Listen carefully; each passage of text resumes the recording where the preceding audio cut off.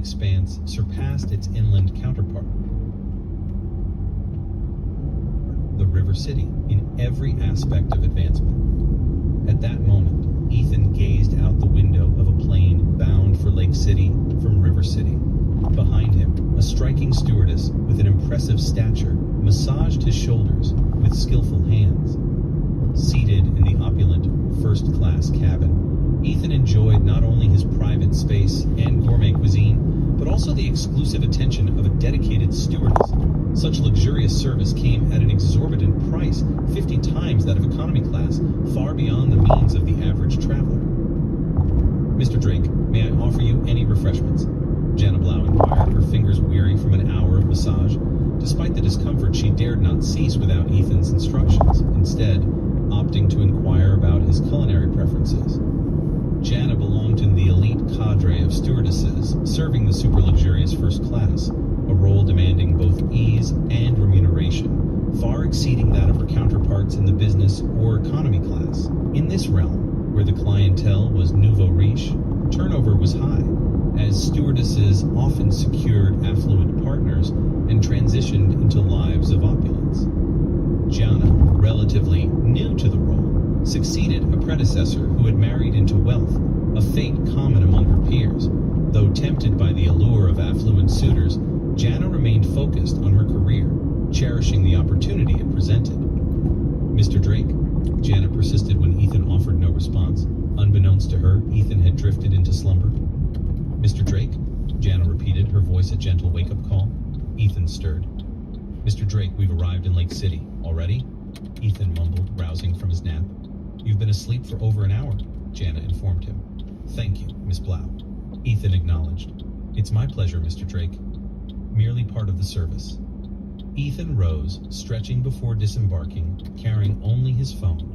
Outside the airport, he waited, having arranged for Lance to pick him up. But as minutes passed, Lance failed to materialize. Approximately 10 minutes later, a familiar voice interrupted Ethan's solitude. "Mr. Drake."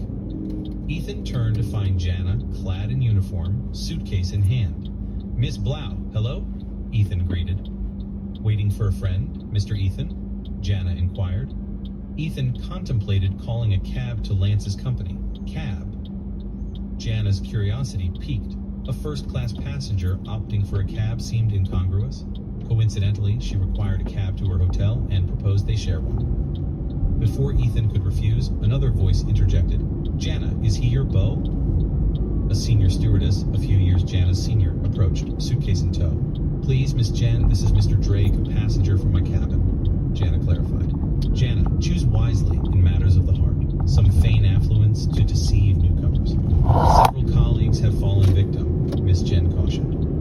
Unfazed, Jana clarified the situation. Ethan, observing Miss Jen, marveled at her audacity, or perhaps menopausal symptoms. As he prepared to respond, a Range Rover arrived and Miss Jen's partner emerged, an unimpressive figure. Miss Jen's pointed remarks stemmed from jealousy, Ethan surmised. Jana, reluctant to accept Ethan's offer of a ride, relented and joined him in the Bugatti Veyron. Ethan, seizing the opportunity, phoned Lance to inform him of Jana's presence. With Jana's destination along their route, they set off, the sleek sports cars fading into the distance. Meanwhile, Miss Jen watched, her expression souring, her millionaire boyfriend seeming less impressive by the moment. Observing from afar, other stewardesses marveled at Jana's fortune. Jana's sudden rise to luxury left her peers envious, lamenting their own lack of fortune and love. Upon dropping Jana off at her hotel, Ethan trailed Lance to the Lake Heart Club. Nestled in the heart of a man-made lake, the Lake Heart Club reigned as the epitome of luxury in Lake City. With its picturesque surroundings and a plethora of amenities catering to the affluent, including a golf course and racetrack, Lance led Ethan to the golf course. Inside the lounge, a group of young adults conversed while a couple played golf outside, the man guiding the woman's swing from behind.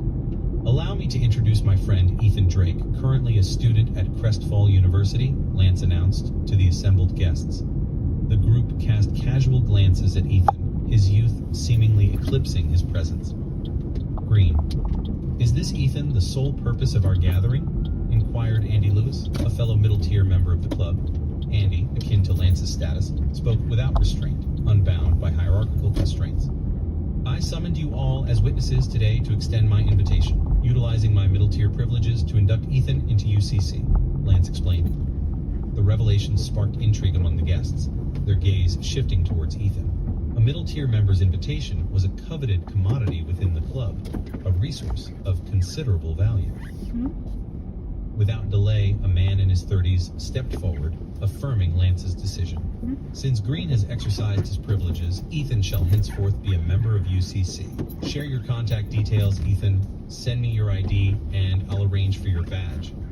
You'll receive further details from headquarters in 3 days, he declared, exchanging information with Ethan. Perplexed by the sudden turn of events, Ethan complied, receiving documentation outlining UCC's identity and mission. Originating as the United Car Club, UCC boasted branches in numerous first-tier cities, including Lake City.